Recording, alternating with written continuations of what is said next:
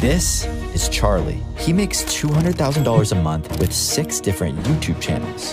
And the crazy part is, he's actually an introvert. I flew out to California to get his story and ask him exactly how he got good at YouTube and the monetization strategy he uses to make over $2.4 million a year. Most of my money is made through right now. Charlie started his journey making $0 for months. Then he learned a secret and created one video that would change everything.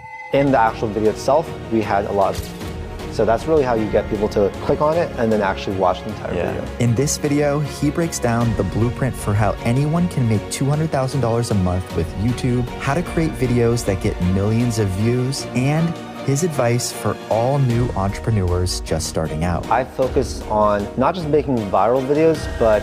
I'm Pat Walls, and this is Starter Story. Thanks for having me, man. Your place is awesome. Thank you. Thanks for coming. Tell me about yourself and what you built. I'm Charlie. I'm 31 years old, and I am an entrepreneur in Southern California. I currently have 6+ YouTube channels. On a typical month, we'll do 200 to 250K in revenue. We just had our best month ever this month. We'll do close to 300K. That's for the YouTube channels. And then for the staffing company, we started that last year. It's a low 6-figure company right now, but I'm putting most of my energy into that one because we want to grow it and be able to maybe get acquired someday. All right, if you can break down a little bit more about all the channels and all the businesses that you've built and how you make money. So my main channel is just called Charlie Chang, my name. We have, I think, 1.1 million subscribers. I have another channel called Startwise, has about 50,000 subscribers. And then we have Charlie Chang Show, The Penthouse. My first website is one we just started. It has like 600 subscribers as of right now. Most of my money is made through affiliate marketing right now. I'd say about 50 to 55% of the revenue that comes in. We also do brand sponsorships, so that's usually like 20-25%, and then AdSense is also going to be 20-25%. That's across all the different channels. Yeah. So you're a subscriber of Starter Story, right? I am, yeah. For about, I think, 6 months now. Nice. What do you like about it, or what do you use it for? So I think a huge part of how I was able to do pretty well was because I spent a lot of my time brainstorming, learning, like seeing what other people do. So that's why, yeah, I think I get a ton of value from Starter Story just because these are like crazy case studies. It just allows me to stay on trends. It allows me to see how other people do it. I sort of view it as like a mentorship. Yeah, that's awesome. If anyone is looking for ideas for their own business, you can check out starterstory.com, learn from thousands of founders who are just a few steps ahead of you, people that haven't necessarily raised money from VC or have super rich parents. These are case studies of people that turned a simple side projects or passive income sources into businesses that completely changed their lives. So check it out in the link in the description. Tell me about what life was like growing up and how you became an entrepreneur.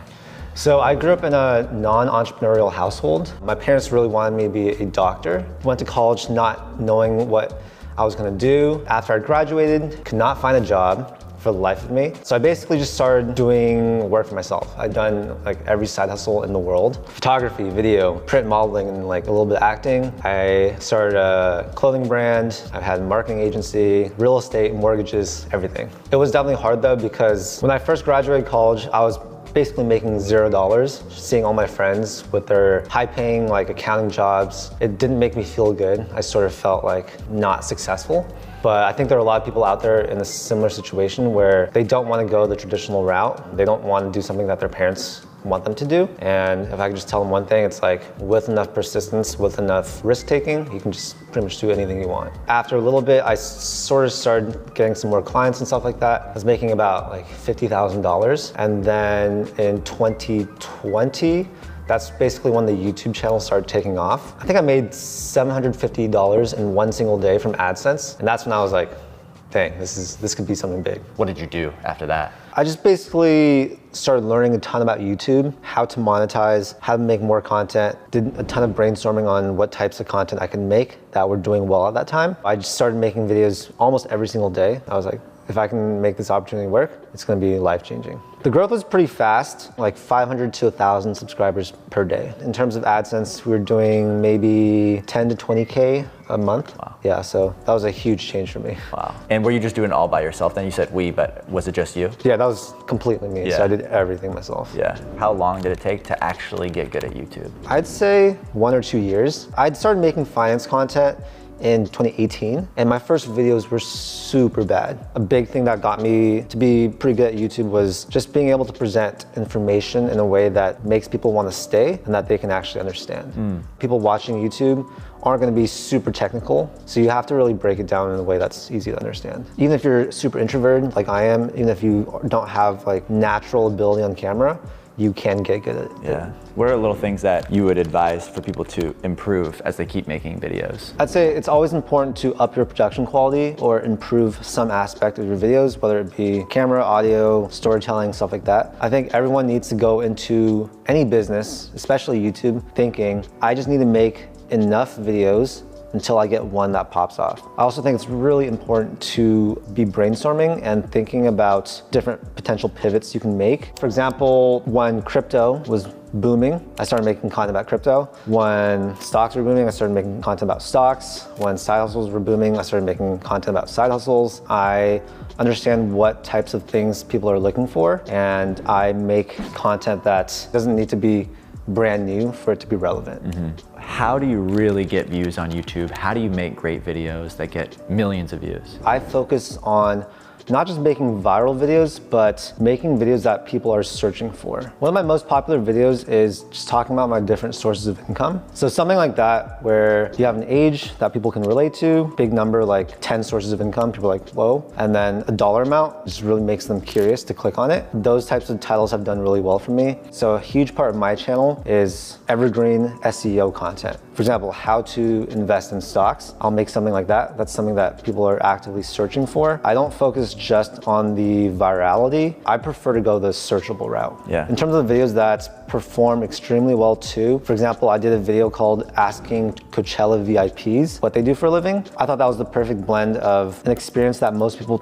don't get to have. Good thumbnail. It was also trending because Coachella was happening at the time. And then in the actual video itself, we had a lot of storytelling. So that's really how you get people to click on it and then actually watch the entire video. Yeah. What kind of tools and software do you use to run your business and to improve your business? So all of our content planning is on ClickUp. We use frame.io for uploading footage and having our editors put drafts on there. We make revision comments, stuff like that. There's tools like 1 of 10 and Creator Hooks Pro to come up with thumbnail ideas and title ideas. We have a pretty big team now. For all team communication, we use Slack, so that's been great. In terms of managing a lot of our talent, we use Hubstaff, which is a super good time tracking tool. And then in terms of AI tools, we are using a good amount of them to help with the content production process just to make it more efficient. For example, for short form content, we use Submagic, Descript, and we use Opus. Those really help us be able to push out a lot of short form content from our long form content. That's something I always tell people.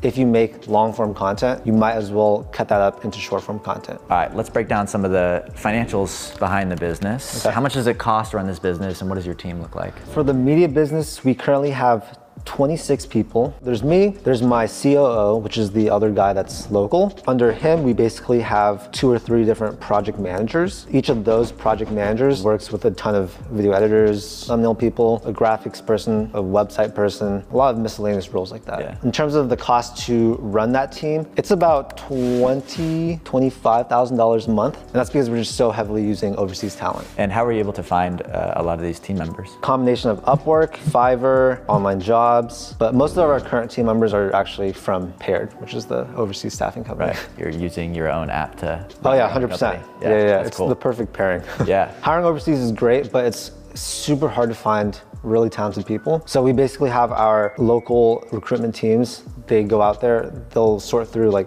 300 to 500 people, find the best 1 to 2 people, and then present those people to you. So that's basically what our service does. And what kind of cost would people be looking at if they wanted to hire someone through your company? Yeah, so we charge a one-time placement fee. We don't take money from the client and then pass it on to the talent. It's a full handoff, which saves people a lot of money. A full-time person for most positions, I'd say is about $600 to $1,000 per month. You have these successful YouTube channels, and now you're starting a little bit of a different business with your staffing firm. Why did you decide to start that? I want to be more of a traditional entrepreneur where I have equity in a business. And while I have the channels behind me, the marketing, it makes sense to build something that I can use my channels to help grow. All right, so for anyone watching that wants to get into entrepreneurship, what should they do? Surround yourself with content and people that are doing it. It just makes it seem like it's all possible, right? And then I would try and learn some type of high value skill. There's tons of skills you can learn within a few months, I think, that you can start to monetize. They all sort of build on top of each other and they all allow you to be better at the next thing. Personally for me, I've never built a company that took up a ton of capital to start. I think doing some type of agency or service-based business is the best way for anyone to get started. For any of the viewers watching, if you want to get started with an agency or service model, you can check out our 100 productized services where you can learn exactly how businesses are using the productized service model, how much money they make, how they grew,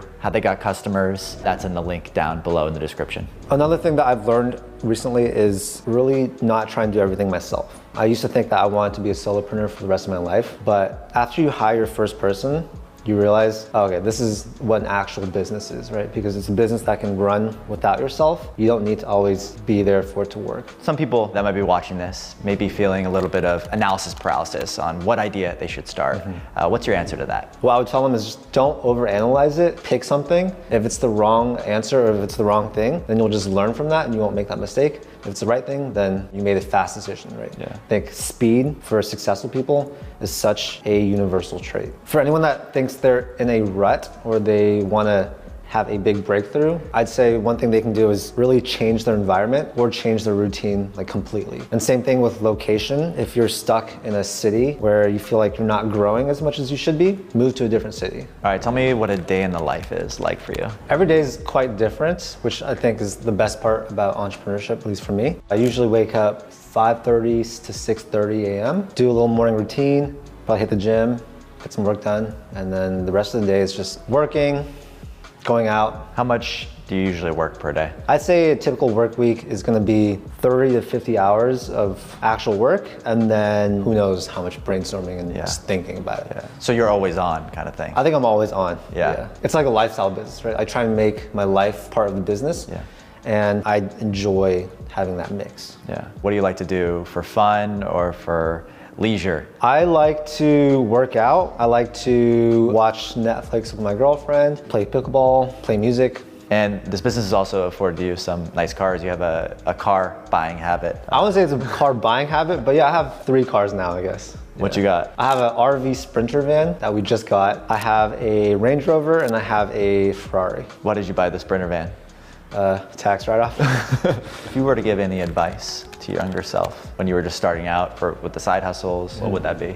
I think it'd be to carve out my own identity myself rather than try and do things that are expected or that society says is normal. So I've been a people pleaser, I think, all my life. I always felt sort of out of place because I want to do different projects and things, but I couldn't really ever talk with other people that want to do something similar. Moving here, meeting so many entrepreneurs, getting to pursue entrepreneurship myself, it's really allowed me to grow as a person and be surrounded by the energy that I think always wanted to be surrounded by. Awesome. Thank you so much, Charlie. Thank you it's been a pleasure. Yeah. Follow this advice and you will be a multi-million-dollar and multi-million subscriber YouTube channel. Peace.